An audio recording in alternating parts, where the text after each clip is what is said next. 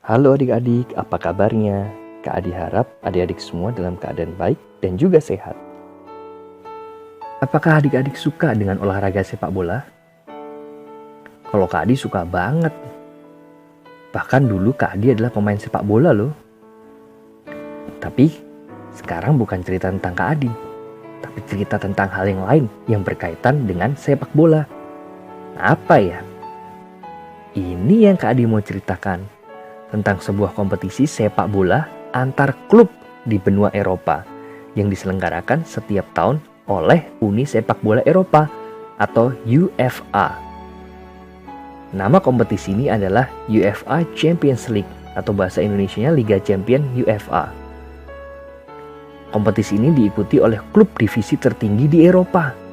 Dan kompetisi ini merupakan salah satu turnamen paling bergengsi di dunia. Dan kompetisi antar klub paling bergengsi di sepak bola Eropa.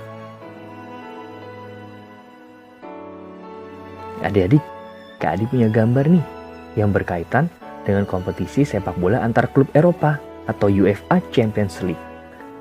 Coba adik-adik lihat gambar ini. Gambar A dan juga gambar B. Menurut adik-adik, tim mana yang berhasil memenangkan pertandingan? Ada yang tahu?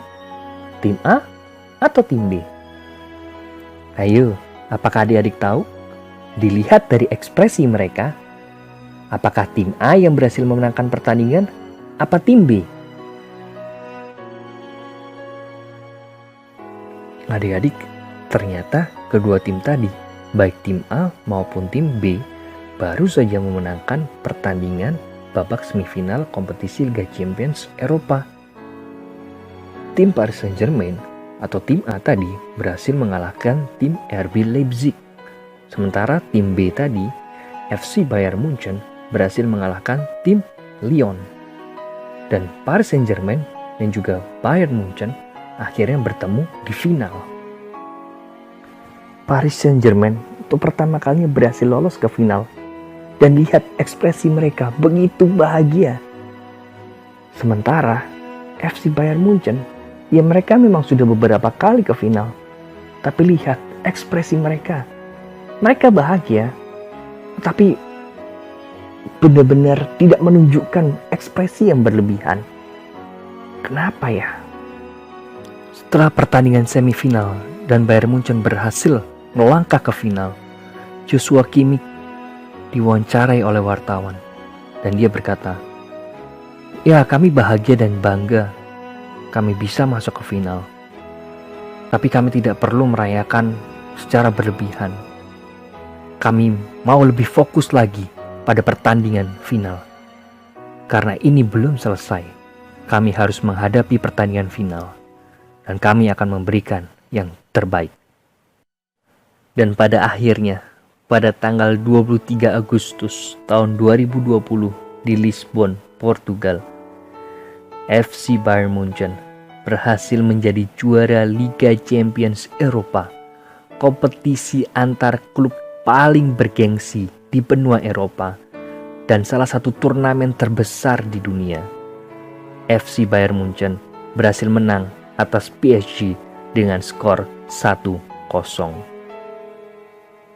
Lalu apa yang bisa membuat mereka menjuarai Liga Champions Eropa?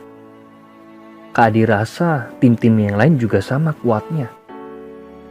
Tetapi tim FC Bayern Munchen pada musim kompetisi ini sangat berbeda.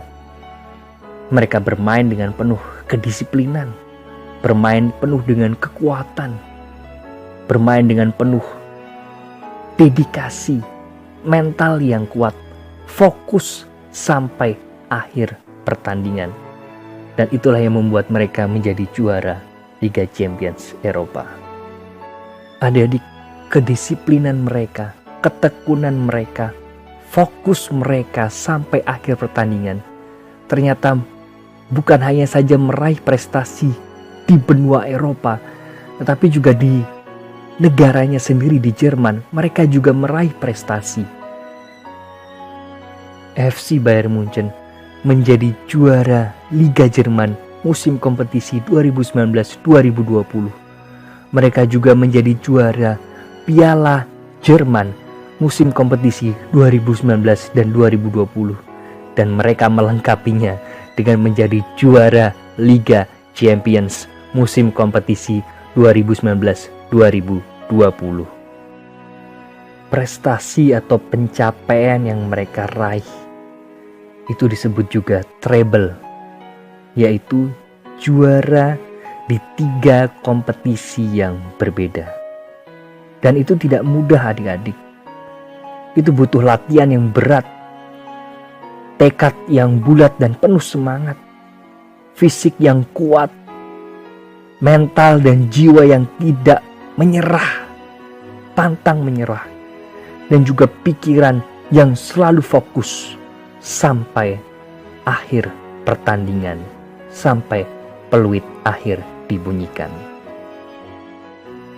Kak Adi jadi teringat surat Rasul Paulus kepada jemaat di Korintus. 1 Korintus 9 ayatnya yang ke-25. Tiap-tiap orang yang turut mengambil bagian dalam pertandingan menguasai dirinya dalam segala hal.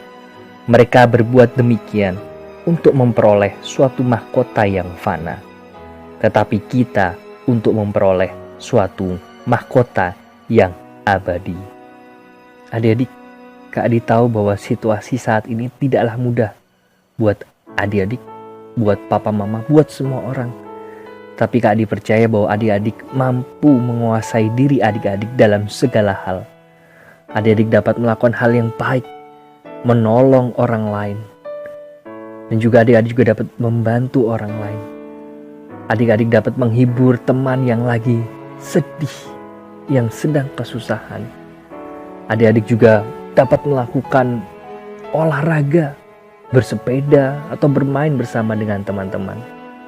Adik-adik masih tetap harus belajar di rumah, dan adik-adik melakukannya dengan penuh semangat, dengan penuh ketekunan, dengan penuh fokus dan kedisiplinan. Adik-adik juga masih bisa berkreasi, berkarya, membuat berbagai macam hal. Tetapi yang lebih penting lagi, adik-adik masih bisa berdoa setiap hari dan membaca firman Tuhan setiap hari bersama dengan orang tua. Tetap semangat, tetap punya tekad yang kuat, tetap disiplin, tetap terus berjuang. Kasih Tuhan Yesus menyertai kita semua, dan Tuhan senantiasa memberkati.